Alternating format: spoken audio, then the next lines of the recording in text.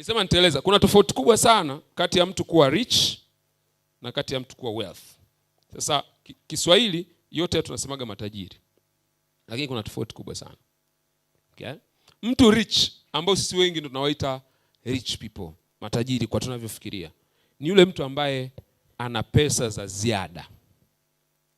Ana pesa za ziada kuliko anazozihitaji. Yule ndio tunamuita rich. Na watu wengi sisi tunaosemaga huyu ni tajiri, wao wana follow hapa kwenye hichi kiwango. Sasa hiki sio kiwango kizuri sana. Ndio maana uje kusikia wasanii labda huko duniani, msanii alikuwa tajiri sana, afu ghafla unashangaa amekuja kuwa maskini. Si wanatokea watu namna hiyo? Au umeshakuona watu wanashindaga bahati nasibu? Ushakumwona bahati nasibu mtu ameshinda afu mpaka leo ni tajiri? Utajiri ni temporary kwa maana ya rich. Kwa sababu wenyewe unapima tu kiwango cha pesa ulichonacho. Kwa hiyo inawezekana mtu akawa analipwa pesa nyingi sasa hivi, tukamwona ni tajiri. Hicho sicho kitu ambacho mimi nataka wewe ukizingatie sana. Ninachotaka ukizingatie ni kuwa wealth. Sasa hatuna neno la Kiswahili, wote tunaitaga wa matajiri. Wealth maana yake nini? Kuwa wealth ni uwezo wako wa kuendelea kuishi kiwango cha maisha ulioyachagua kwa muda wote unaoutaka. Kwa hiyo maana yake ni nini? Hii ya kwanza inapimwa na kiwango cha pesa. Una pesa kiasi gani? Kwa hivyo unasikia, jamani tajiri sana bwana, ana bilioni 1. Jamani tajiri sana, ana milioni 500. Hiyo tunapima rich. Wealth ina measure, unaipima kwa time. Unawezaje kumaintain? Unawezaje kuishi aina ile ya maisha? Kwa muda gani unaweza kuishi aina hiyo ya maisha? Hiyo ndio wealth. Ndio maana kuna watu akitoka tu kwenye nafasi fulani, unashangaa maisha yake yamefanya nini? Yamebadilika. Anarudi chini kabisa. Maana yake huyo hakuwa wealth. Inawezekana alikuwa ni rich, lakini hakuwa mtu ambaye ni wealth. Sasa wewe lengo lako sio tu kujikusanyia pesa. Lengo lako ni kutengeneza mfumo ambao utakusaidia kuendelea kuwa na aina fulani ya maisha mpaka siku unaondoka hapa duniani. Ndio lengo lako, natakiwa liwe hivyo. Na linawezekana. Tumeelewana vizuri jamani? Tumeelewana vizuri? Alright. Kuna mtu ana swali? Naomba kuna zoezi nataka tufanye. Naomba zile karatasi sasa. Si tulisema tunasoma, tuko shule. Yeah. Wangapi wako tayari kufanya mtihani?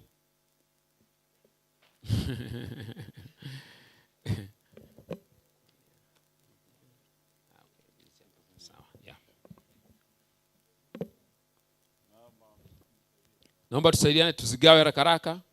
Hii hatuna hakika kama zitatosha zote, lakini kama leo hautapata, hakikisha umeifanya kabla kesho jioni. Utafute namna. Pengine watatuambia kama kopi zitapatikana kesho kwa utaratibu ambao tutakuwa tumeambiwa.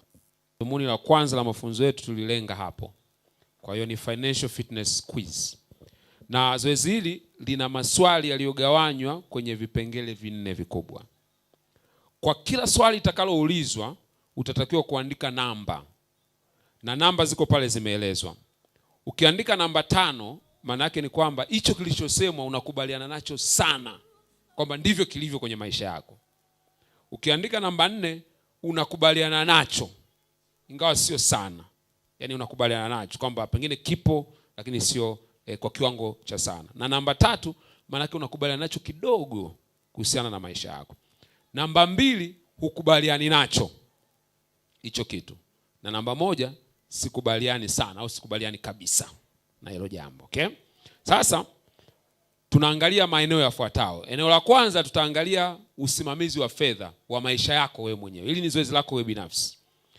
Tukimaliza eneo la usimamizi wa fedha, tutafuata eneo la uwekezaji au utunzaji wa fedha. Tukimaliza tutaenda eneo la mikopo na madeni. Na la mwisho itakuwa ni eneo la manunuzi, spending. Sasa hizi mnakumbuka nilielezea yani wakumbushe kitu. Mnakumbuka hapa namna ya kutengeneza fedha, namna ya kutumia fedha, namna ya kuongeza fedha, namna ya kuinvest. Ndio hivi vipengele tunavyovipima hapa sasa, ili kuona sasa nafasi yako kifedha imekaaje. Cha muhimu zaidi ni kwamba jitahidi kuwa mkweli kadiri unavyoweza, kwa sababu hakuna unemdanganya. Kadiri unavyoweza kujifanyia nafsi nzuri, kule mbele itakusaidia sana tutakavyokuwa tunaendelea. Kwa hiyo hakuna cha kuficha. Yaani kama kitu hakipo kwenye maisha yako, sema hakipo, ili baadaye ujue namna gani unaweza ukasaidika zaidi. Tuko pamoja eh? Kwa kwenye eneo la kifedha, naomba nisome ile maswali ya haraka. Cha kwanza inaeleza kama una account bank au account ya chama cha kuweka na kukopa ambayo naitumia kuweka pesa zangu na kuzichukua hizo pesa ninapohitaji. Unayo hiyo account?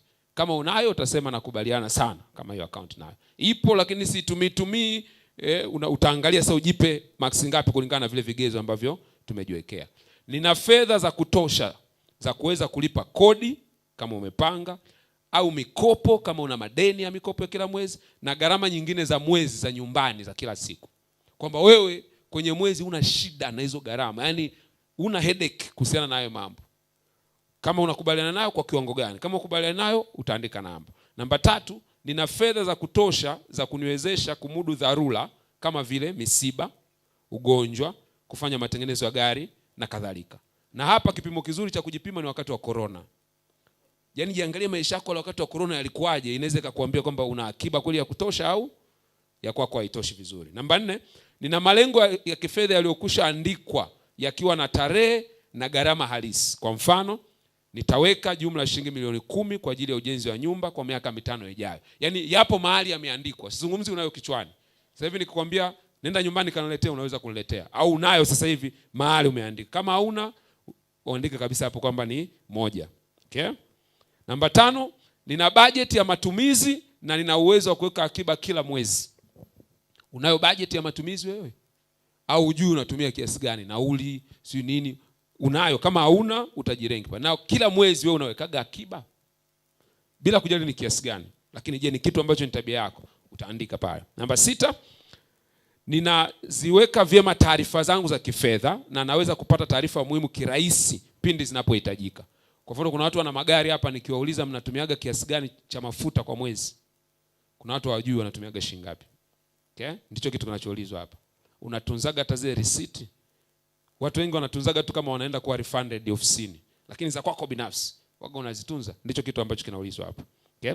Namba 7, ninafahamu kodi ninazokatwa kwenye mambo mbalimbali, kwa mfano mshahara, ninaponunua bidhaa na kadhalika.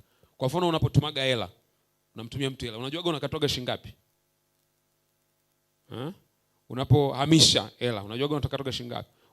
Unaponunua voucher, unajuaga unakatwa shilingi ngapi? Unapoenda ATM kutoa pesa, unajuaga unakatwa shilingi ngapi? Hiyo ni ufahamu wa kifedha ambao unatakiwa ujijibie sasa hapa, kwamba ufahamu wako kiwango cha namna gani. Namba 8, ninatambua thamani yangu halisi. Yaani mali nilizonazo nikitoa madeni.